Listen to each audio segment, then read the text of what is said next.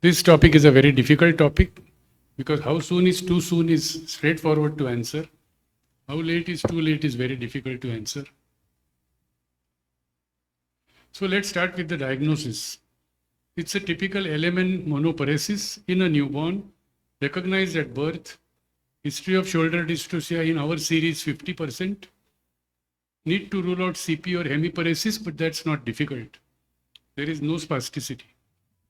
So what do we have? We have a child with upper limb palsy of varying severity. These are the anatomical levels in this hall of specialist peers. I don't need to go into this much. This is a typical flail limb, what we would call a global palsy, type 3 or 4. Depends on whether there is Horner's or not. So there are two questions posed to me by the organizers. Too early or too late?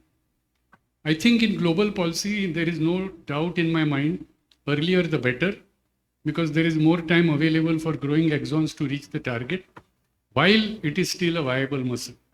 So in my hands and in my humble opinion, 3 months and 5 kilo baby, without question I will operate, including CC7, whatever it takes, but we'll do it at that time. Typically, the question of too early is in Narakas 1 and 2, and especially in Narakas 1. Why? Because there is this enormous debate about spontaneous recovery. I need to make one point clear. The incidence of spontaneous recovery reported in the West is, in my opinion, much higher than what we see here. Perhaps we are seeing different populations. We see a much harsher injury here than in the West. But spontaneous recovery obviates the need for primary nerve surgery. Does it occur? Yes, it does. How do you judge it? By biceps function, hand to mouth. Why biceps? Because it's the only C5, C6 muscle which acts on a single function. Shoulder has too many muscles, too many neurotomes, and too many movements. And therefore, shoulder is not a reliable guide for C5, C6 recovery, while biceps is a single function, reliable guide of the entire pathway from anterior horn cell to the elbow. An example of spontaneous recovery. Elbow flexion, hand to mouth in supination. So according to various reports, 30 to 90% is the rate. We recently concluded a study which is currently being submitted as a thesis by my doctorate student. Our study shows 50% spontaneous recovery. We had a cohort of 146 patients. These studies which I am showing over here have 30 to 90% reported rates. Whatever the case might be, it is still leaving a bunch of patients who don't have it. A question of timing. The celebrated paper of Anna Gilbert with Tassin said 3 months.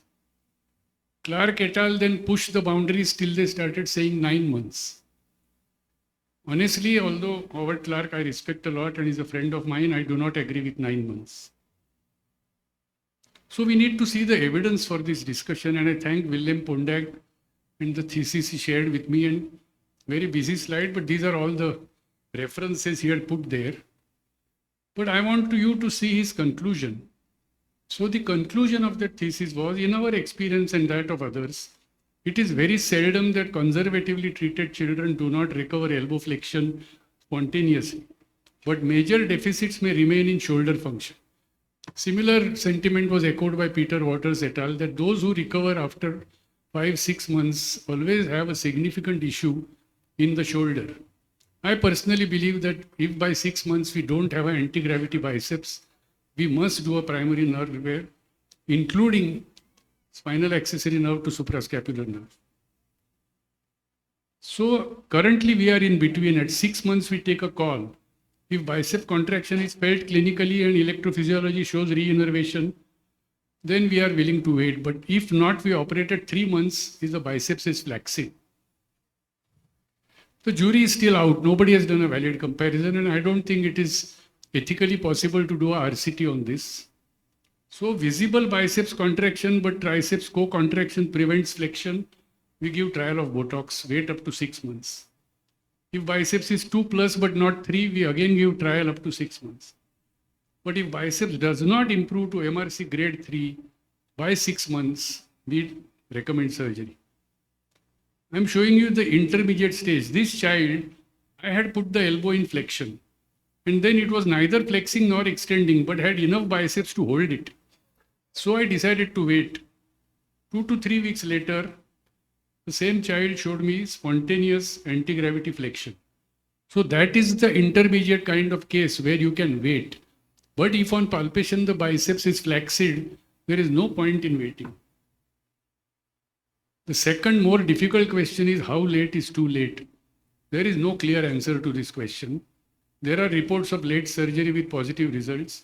There is no real RCT. I would argue that it will be completely unethical to conduct an RCT. For the medical types, it is very easy to say do an RCT. For surgeons, it is almost impossible to do an RCT without ethical dilemmas.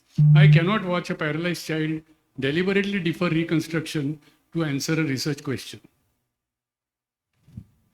So what is the problem? The problem is the denervated muscle.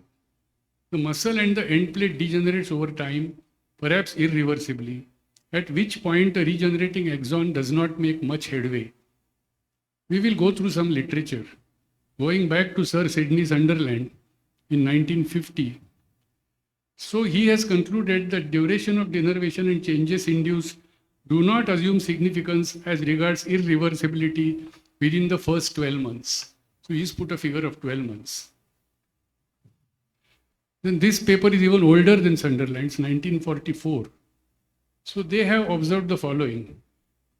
Increasing periods of atrophy, effectiveness of reinnervation is prejudiced by increasing difficulty and slowness with which new plates are formed, abnormality of the pattern of reinnervation, likelihood of wrong connections, and many muscle fibers never get reinnervated at all and get replaced by fibrous tissue.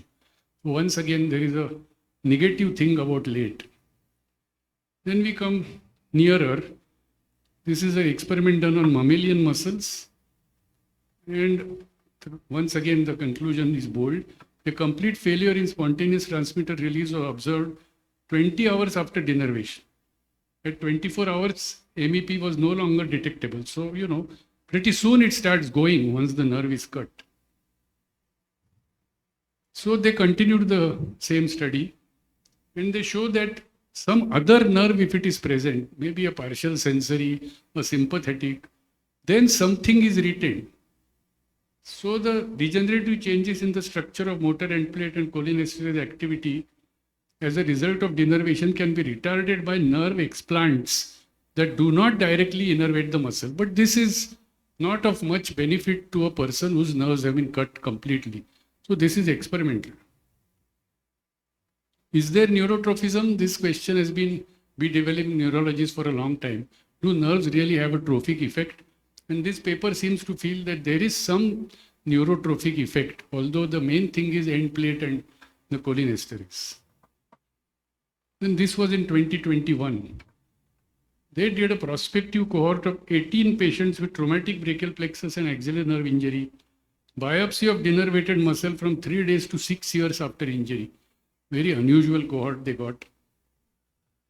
And they said that surprisingly, human ABPs not only persisted, but retained structures beyond the assumed 6-month window for therapeutic surgical intervention.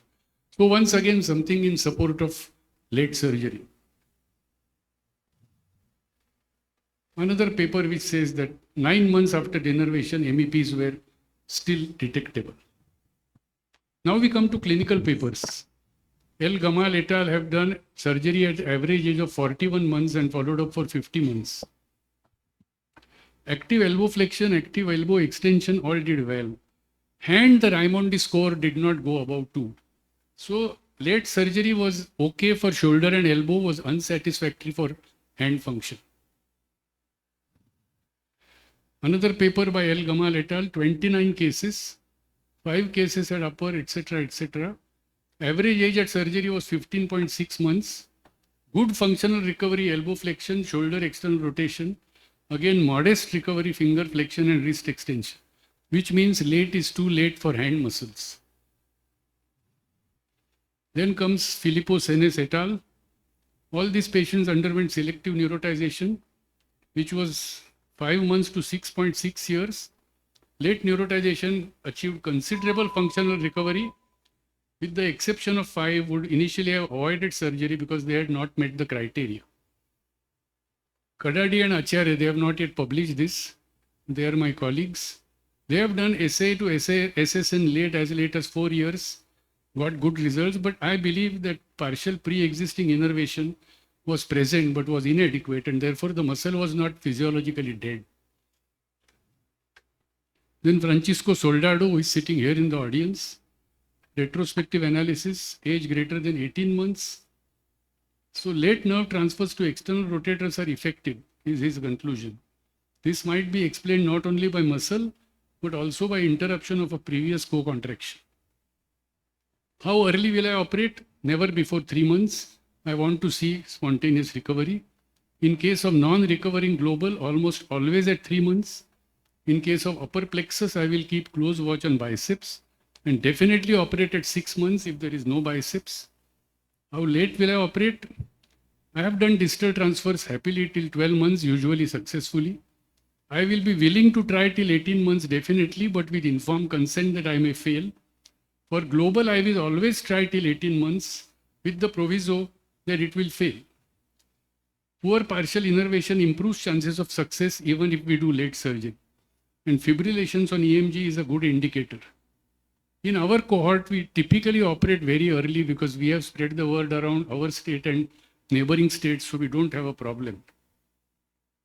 So our data shows that we do surgery between 3 and 6 months, and therefore we cannot claim experience for late surgery. So earlier than 3 months is too early. How late is late? The jury is out. I would operate till 18 months for a distal transfer. For global, I will always try. What do I have to lose? Cordial invitation to this function. And thank you, Team APFSSH and the audience.